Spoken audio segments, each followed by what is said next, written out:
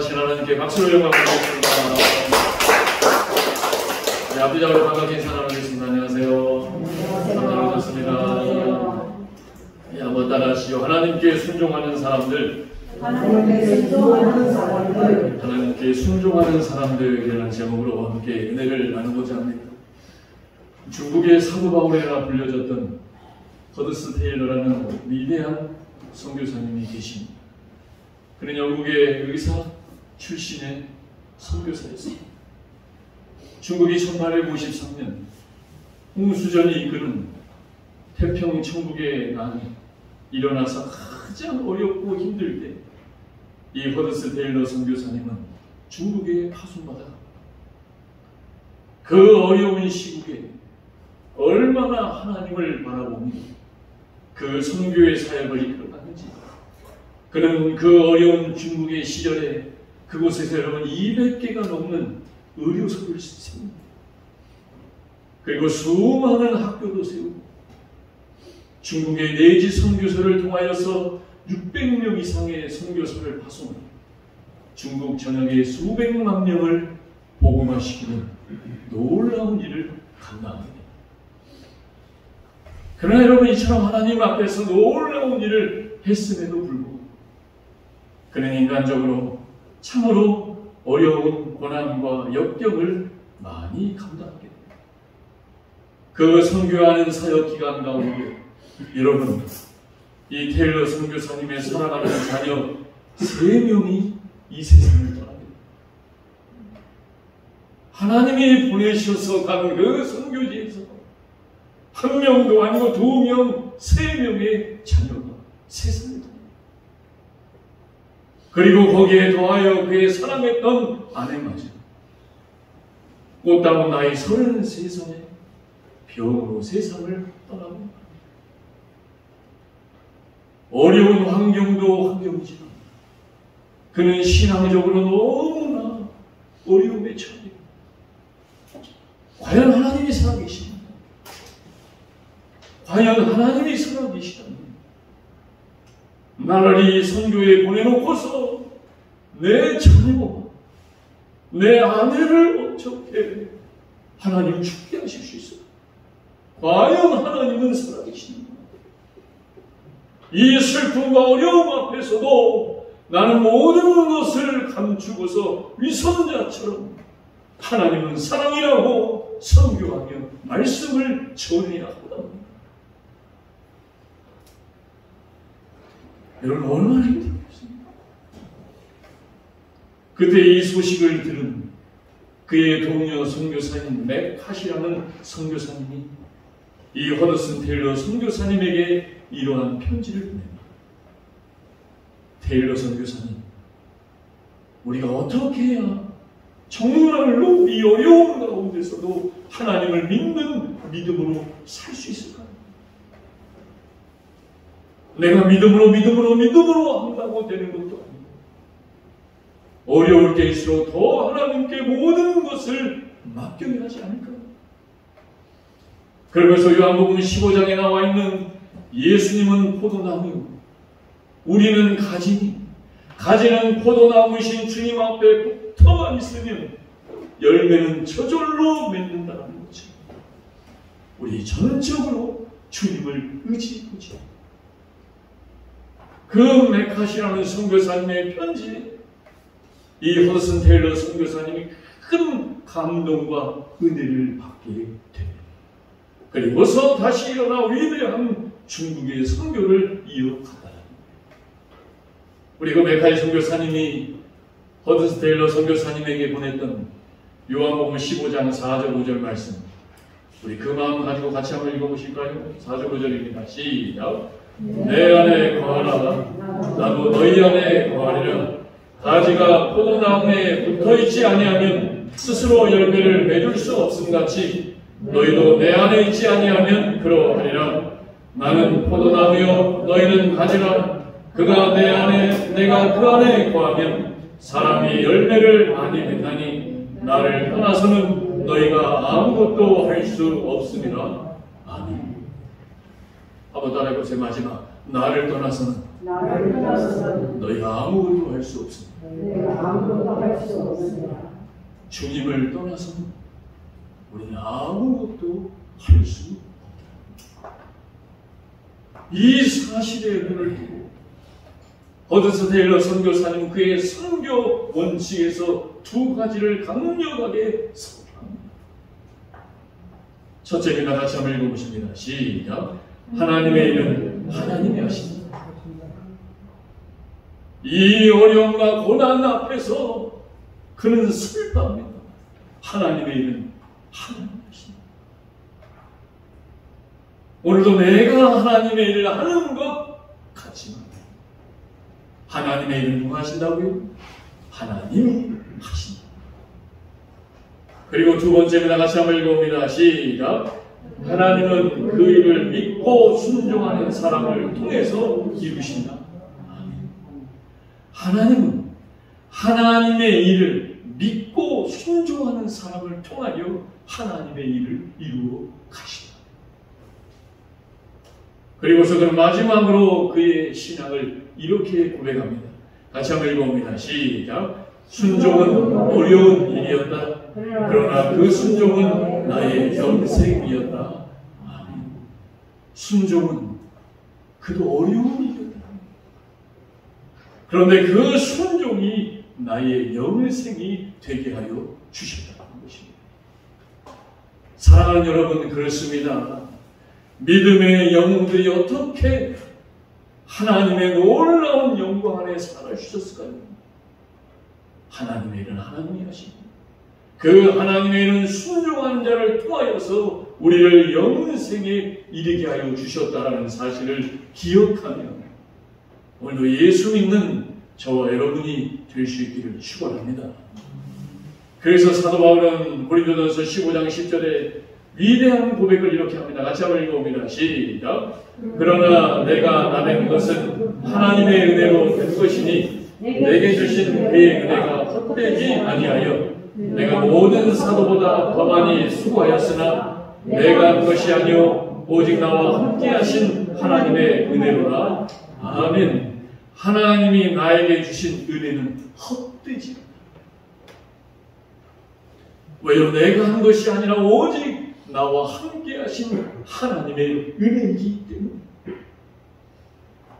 오늘 본문의 사도들이 성령의 충만함을 받아 얼마나 많은 기적과 이삭과 병이 떠나고 귀신이 떠나가는 놀라운 하나님의 영광이 나타납니다.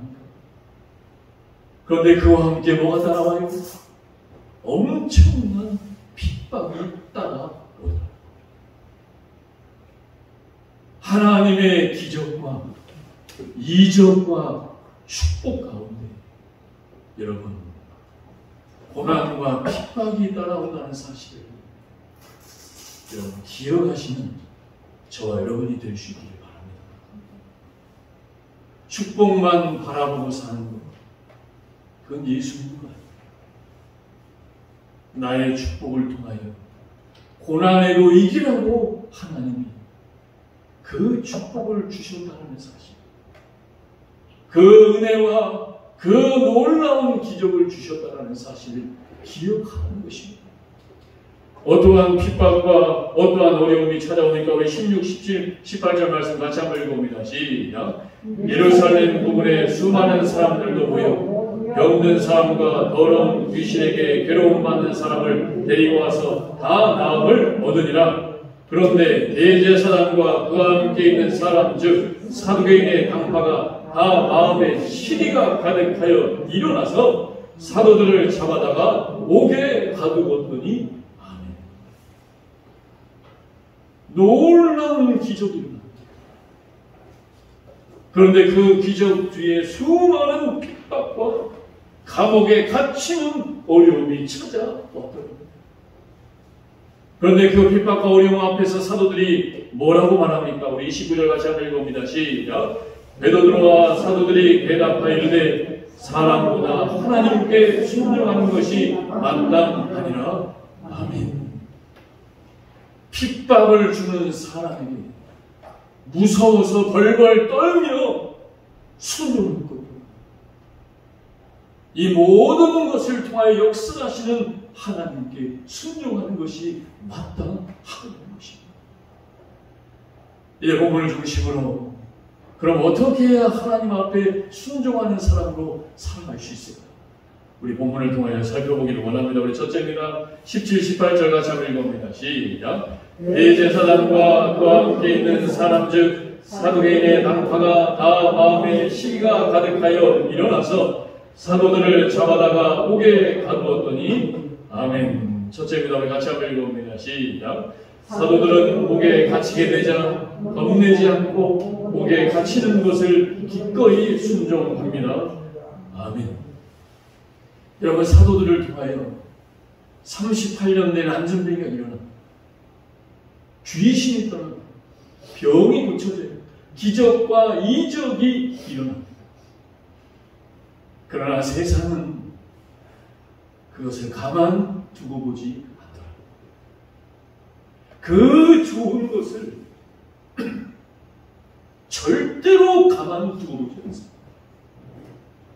어떻게 두고 보지 않습니까? 시기하여 시비를 걸며 그 당시의 종교 지도자였다는 권력과 이권과 모든 것을 잡았던 자들이 핍박하기 시작합니다.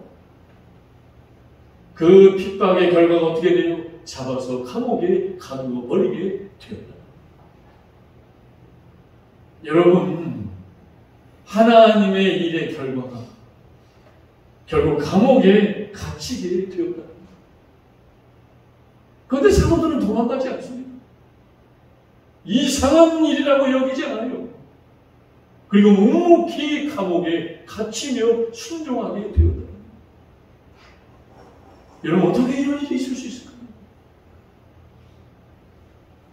여러분, 지금처럼 잘못 가다가는 모든 악법들 통과되면 여러분 나가서 예수 믿으러 전도하면 잡혀가요. 그래도 전도하시겠습니까? 듣기 좋은 소리가 아닙니다. 여러분, 모든 악법이 통과된 유럽은 지금 나가서 예수 믿으라고 하면 잡혀 옥에 감옥에 갇힙니다. 여러분, 그런데도 예수 믿으라고 할 수 있겠습니까? 이거 심각한 얘기예요. 곧 저와 여러분에게 닥칠지도 모릅니다. 그런데 감옥에 갇히는 것 이상하게 여기지 않아요. 왜요? 하나님을 인격적으로 만납니다. 하나님의 사랑을 체험했기 때문에 내가 당하는 어려움보다 하나님의 사랑이 더 컸기에 나는 이 같은 어려운 정도는 아무것도 아니라고 그저 순종하는 마음으로 감옥에 갇히는 사도들의 모습입니다. 여러분, 예수 믿는 자는 따라해보세요. 나의 죽음에도 소망이 있는 줄 믿습니다. 나의 죽음에도 소망이 있는 줄 믿어야 담대하게 예수를 전하기 전에 믿어야 전할 겁니다. 하나님을 인격적으로 만난 그 사람이 나의 죽음에도 소망이 있게 하셨다. 여러분, 인간의 사랑도 저 사람이 정말로 나를 사랑한다라고 생각하면 어떻게 됩니까? 그 사람을 위해 목숨까지 바쳐요. 그런데 하물며 하나님의 사랑이 있습니다. 하나님을 인격적으로 만난 자의 은혜가 있습니다. 그래서 이 하나님의 사랑을 경험한 사도 바울은 뭐라고 고백합니까? 사도행전 20장 24절 같이 한번 읽어봅니다. 시작. 내가 달려갈 길과 주 예수께 받은 사명 곧 하나님의 은혜의 복음을 증언하는 일을 마치려 하면 나의 생명조차 조금도 귀한 것으로 여기지 아니하노라. 아멘. 복음을 증언하는 일을 마치려 하면 나의 생명조차 조금도 귀한 것으로 여기지 않아요. 저는 요즘 제 아내와 같이 전도 다니면서 생각해 봅니다. 나의 마지막이 순교가 될 수도 있겠다.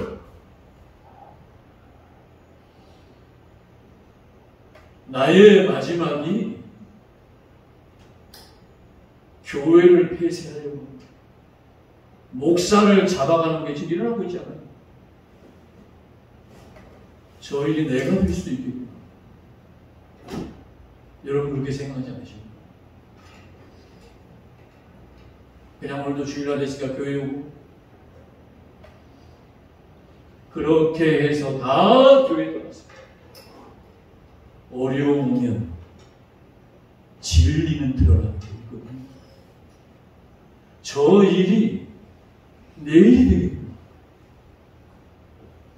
그러면 나는 사도 바울처럼 나의 생명조차 조금도 귀하지 않은 것으로 여기며 담대히 복음으로 살 수 있을까?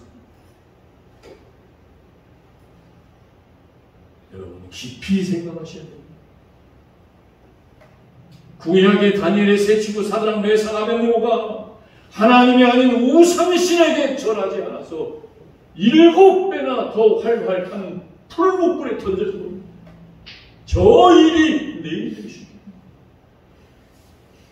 그렇게 하지 않을지라도 나는 하나님이 아닌 것에 절하지 아니하리라. 사도 바울이 빌립보에서 전도하다가 빌립보 감옥에 갇힙니다. 그러자 이 소식을 들은 빌립보 성도들이 큰 걱정을 합니다. 그 걱정하는 성도들에게 사도 바울이 뭐라고 합니까? 하나님이 나를 감옥에 보내신 것은 감옥에서도 구원받을 자가 있기 때문에 나를 감옥으로 보내신 것이다. 여러분 감옥은 다 죄 짓는 사람들 모이는 것이 아니에요. 그런데 그 죄 짓는 사람 가운데서도 하나님 앞에 회개하고 용서함 받아 구원받을 하나님의 자녀가 있기 때문에 하나님은 나를 감옥에 보내신 것이다. 그래서 빌립보서가 무슨 서신입니까? 기쁨의 서신이에요. 기뻐하라는 거예요. 나의 갇힘을 통하여 하나님의 구원의 역사가 일어나고 있습니다. 우리 빌립보서 1장 12절 말씀 같이 한번 12, 13절 읽어봅니다. 시작. 형제들아 내가 당한 일이 오히려 복음 전파의 진전이 될 줄을 너희가 알기를 원하노라. 이러므로 나의 매임이 모든 시민의 앞과 그 밖에 모든 사람에게 나타났으니 아멘. 사랑하는 여러분, 하나님의 일은 하나님이 하십니다. 중요한 건 그 하나님이 하시는 일에 내가 순종함으로 쓰임 받고자 원하는 자로 살아가는 것입니다. 지금 이 시대를 살아가는 참된 그리스도인의 모습인 줄 믿습니다. 하나님의 일은 하나님이 하십니다. 그 하나님이 하시는 일에 순종함으로 나아가는 저와 여러분이 될 수 있기를 축원합니다. 두 번째입니다. 우리 19, 20절 말씀 같이 한번 읽어봅니다. 시작. 주의 사자가 밤에 문을 열고 끌어내어 이르되 가서 성전에 서서 이 생명의 말씀을 말하라 하매 아멘. 두 번째입니다. 읽어봅니다. 시작.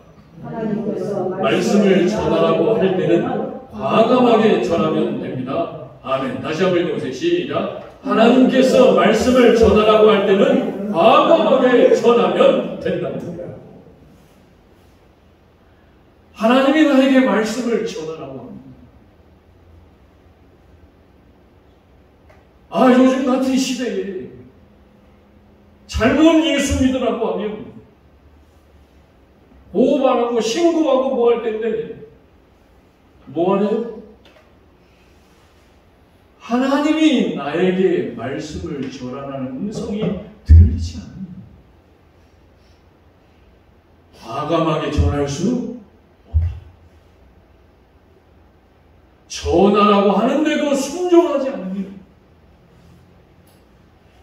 행함이 없는 믿음, 아무런 소용이 없는 추모 믿음이라는 거예요. 자, 여러분, 사도들이 38년 된 안전병이 일어났죠. 병이 떠나가지고 귀신이 고쳐지죠. 기적과 이적과 표적이 일어납니다. 그런데 이것을 어떻게 해요? 시기하여 질투하여 감옥에 가둬을 해요. 그런데 사도들이 어떻게 합니까? 감옥에 갇힌 거 하나님이 하신 것입니다. 그러니 이 감옥에서 나가게 하실 것도 하나님이 하실 것이다. 어떻게 해요? 하나님의 때에 하나님의 방법. 그 하나님의 때와 하나님의 방법이 어떻습니까? 주의 사자가 천사를 통하여 사도들이 갇혀있는 옥문을 열고 어떻게 끌어내서 나가보라는 거예요. 끌어내서 성경에 끌어내서 나가라는 거예요. 나가서 숨어서 조용히 살라고 얘기했습니까? 야, 고생했으니까 이제 나와서 숨어서 편안하게 살라고 얘기해요? 뭐라고 해요? 너가 핍박당했던 그 성전에 다시 들어가서 뭐하래요? 복음을 전하. 여러분 전할 수 있겠습니까? 내가 가면 다시 죽을지 모르는 그곳을 또 들어가요.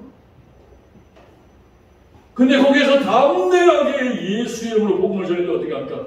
수많은 사람이 생명의 말씀을 통하여 하나님 앞에 돌아오게 됩니다.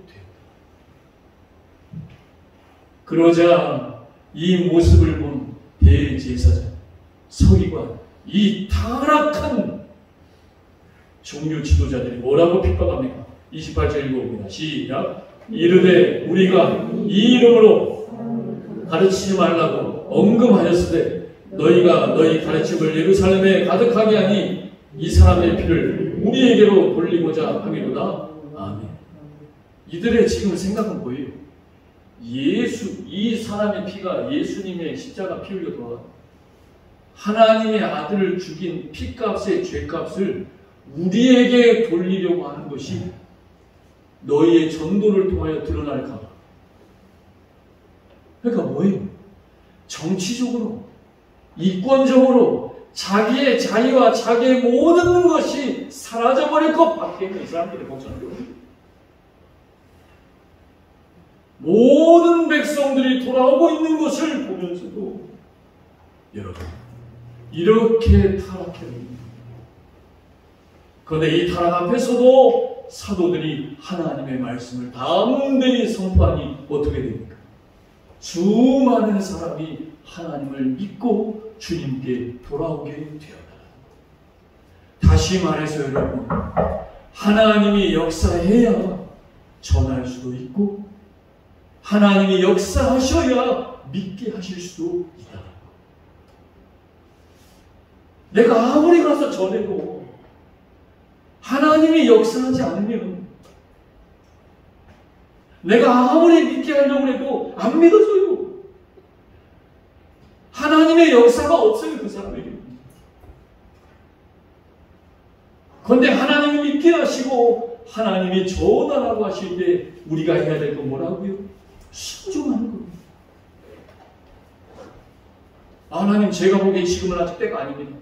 지금 가라고, 지금 참고, 지금 견디고, 지금 순종하라는데 지금 제가 기분 나빠가지고 못하겠어요. 그러니까 안 된다. 하나님은 지금 합니다. 사랑하는 여러분, 하나님의 때에 하나님의 방법에 여러분 순종하는 저와 여러분 될 수 있길 바랍니다. 그래야 하나님이 내가 전할 때 역사하세요. 내가 믿게 하고 싶을 때 역사하셔서 저 믿지 않는 사람을 믿게 하여 주십니다. 오순절 성령의 역사가 임할 때 초대교회 7 집사님들이 계셨죠. 그 집사님 가운데 빌립이라는 집사님이 성령의 충만함을 받고서 사마리아라는 지방에 가서 전도합니다. 그 당시에 사마리아 지방은 이방인들이 사는 곳이에요. 그 이방인들과는 상종하지 않았어요. 그런데 성령께서 역사하셔서 명령하시니 그곳에 가서 아멘하고 전도합니다. 그랬더니 어떤 역사가 일어나요? 빌립 집사님을 통하여 귀신이 떠나고 병이 고쳐집니다. 그러자 빌립 집사님이 전한 예수 그리스도를 통하여 그 사마리아 온 마을이 예수의 이름으로 기뻐하게 됩니다. 우리 사도행전 8장 5절, 6절, 7절, 8절 같이 한번 읽어봅니다. 시작. 빌립이 사마리아 성에 내려가 그리스도를 백성에게 전파하니 우리가 빌립의 말도 듣고 행하는 표적도 보고 한 마음으로 그가 하는 말을 따르더라. 많은 사람에게 붙었던 더러운 귀신들이 크게 소리를 지르며 나가고 또 많은 중풍병자와 못 걷는 사람이 나으니 그 성에 큰 기쁨이 있더라. 아멘. 우리가 생각하기엔 우리나라와 사이가 안 좋은 그 외국에 가가지고 하나님이 전하는 거예요. 전하고 싶지 않죠. 그런데 하나님의 일을 하나님이 하시니 순종함으로 가서 했더니 어떻게 돼요? 그 성에 큰 기쁨이 있게 돼요. 그런데 기쁨이 있는 그 순간 하나님의 성령이 빌립 집사님에게 또 명령합니다. 지금 여기 있지 말고 저 예루살렘의 가사 지방으로 내려가 광야 사막에 내려가서 전도하여. 여러분 지금 사마리아 성에서 부흥이 일어나고 하나님의 역사가 일어나서 여기가 좋사오냐고 기뻐하고 있는데 갑자기 성령께서 여기 있지 말고 이제 너가 여기에 살인 다 했으니 저 광야 사막으로 내려. 그래서 빌립 집사님 순종합니다. 그리고 아무도 없는 광야 사막으로 내려갑니다. 그런데 내려갔더니 거기서 누구를 만납니까? 이디오피아 여왕의 국고를 맡고 있는 간다게라는 내시 관리를 만납니다. 그 내시 관리가 그때 뭘 하고 있습니까? 이사야 53장 말씀을 읽고 있어요. 근데 아무리 읽어도 이 말씀이 이해가 되지 않는 거예요. 이 모습을 보고 빌립 집사님이 그에게 이사야 53장의 말씀을 다 풀어서 설명해 줍니다. 그러자 그 하나님을 만나요. 예수를 만나요. 그곳에서 세례를 받고 예수를 믿게 되었다. 우리 사도행전 8장 35, 36절 같이 한번 읽어봅니다. 시작. 빌립이 입을 열어 이 글에서 시작하여 예수를 가르쳐 복음을 전하니 길 가다가 물 있는 곳에 이르러 그 내시가 말하되 보라 내가 세례를 받음에 무슨 거리낌이 있느냐.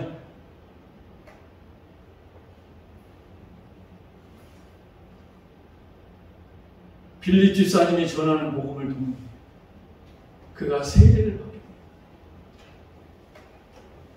내가 생각하기에는 사마리아에서 부흥이 일어나고 교회가 기뻐해지니 아 하나님이 나를 여기에 머무르게 하시기 뜻이구나. 그런데 하나님 어떻게 해요? 저 광야로 가라고. 그러자 빌립 집사님이 그 말씀에 순종하여 갔더니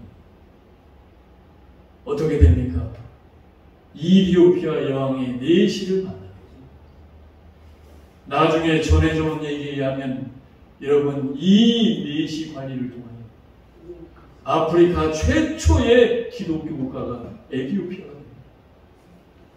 그 에티오피아가 기독교 국가가 되는데 이 내시 관리 간다게가 중추적인 역할을 했다고 여러분 전해져 내려오고 있다. 사랑하는 여러분, 하나님이 나에게 주시는 마음 순종하십시오. 그 순종을 통하여 하나님은 오늘도 일하고 계십니다. 얼마 전에 방송을 듣는데 모 방송국 PD 분의 간증이었습니다. 이 방송국 PD 분의 아버지는 목사님이십니다. 은퇴하신 목사님인데 이 PD분이 얘기하기를 자기 아버지는 사람을 만나기만 하면 그렇게 전도를 한다는 거예요. 만나는 사람마다 전도한다면. 그러다가 어느 날 아버지가 택시를 타셨는데 택시를 타셔서도 기사분에게 막 전도를 하는 거예요.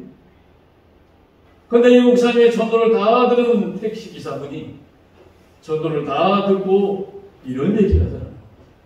목사님, 저는 사실 오늘을 마지막으로 세상을 끝내려고 하였습니다. 저는 오늘을 마지막으로 세상을 등지려고 지금 가던 길에 저도 모르게 목사님을 배웠다. 그런데 목사님이 전하는 전도를 듣고 보니 제가 다시 힘을 얻어 이 세상을 살고 있습니다. 그렇게 그 택시기사분이 예수님을 믿게 되었다. 사랑하는 여러분, 하나님이 저와 여러분에게 전도하라는 마음을 주십니다.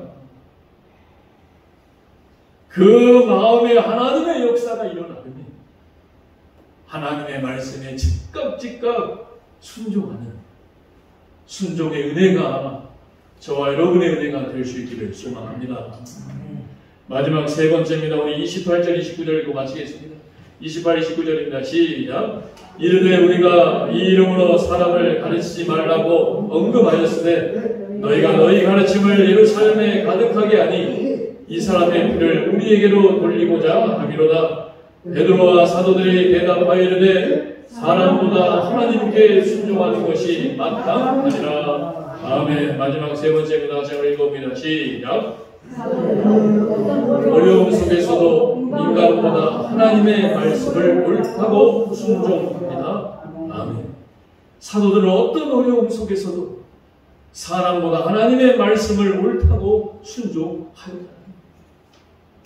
여러분, 오늘 본문의 사도들은 자기의 이익과 자기의 영달을 추구하지 않았다는 것입니다. 여러분, 봐볼까요? 38년 된 환자가 일어나고 귀신이 떠나가고 병이 고쳐지고 아무런 죄 없이 감옥까지 갔다 왔습니다. 그러니 얼마나 수많은 사람들이 이 사도들을 기다렸겠어요.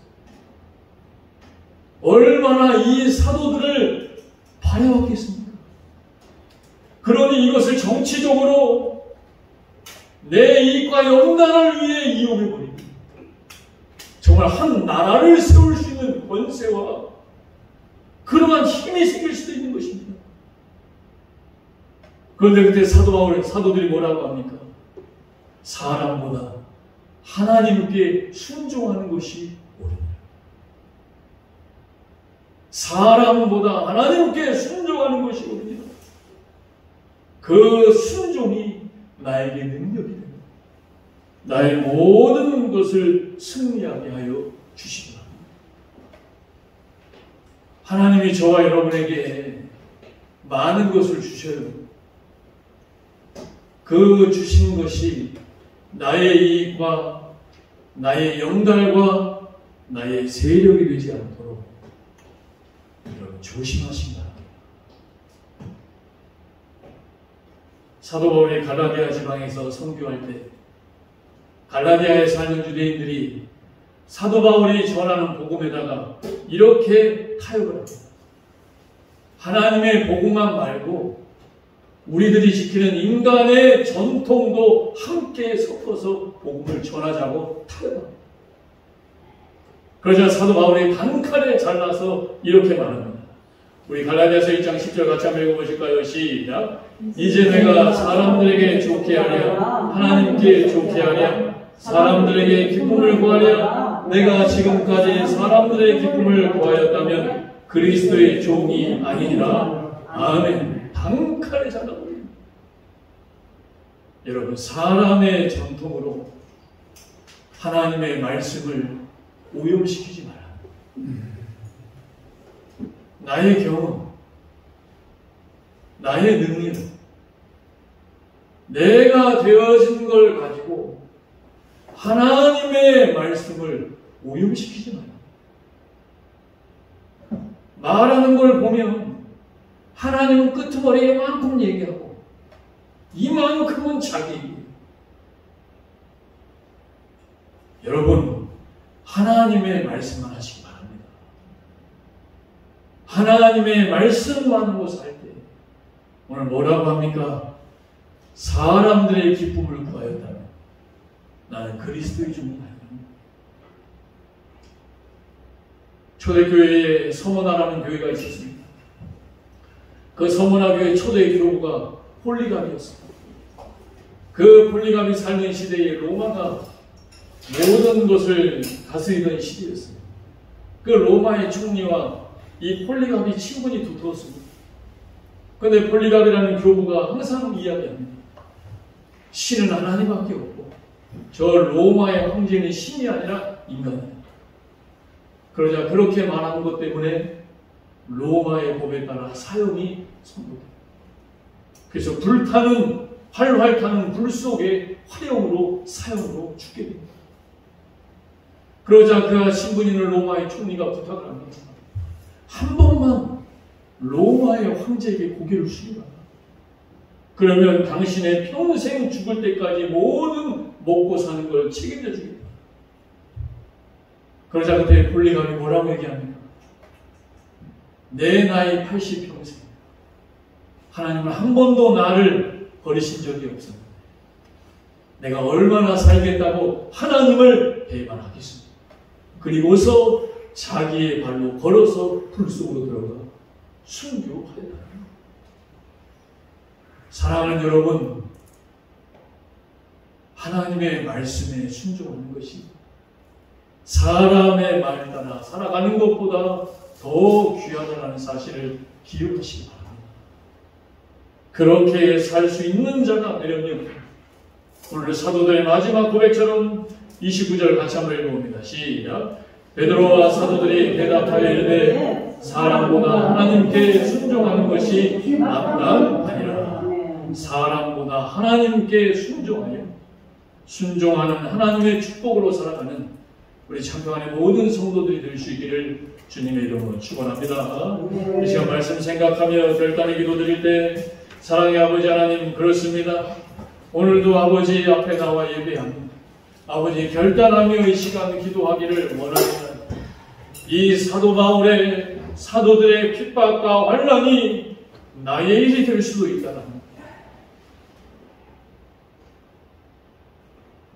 하나님 명심하며 이 시간 결단하게 하여 주옵소서. 우리 말씀 생각하며 주여 한번 부르짖고 기도합니다.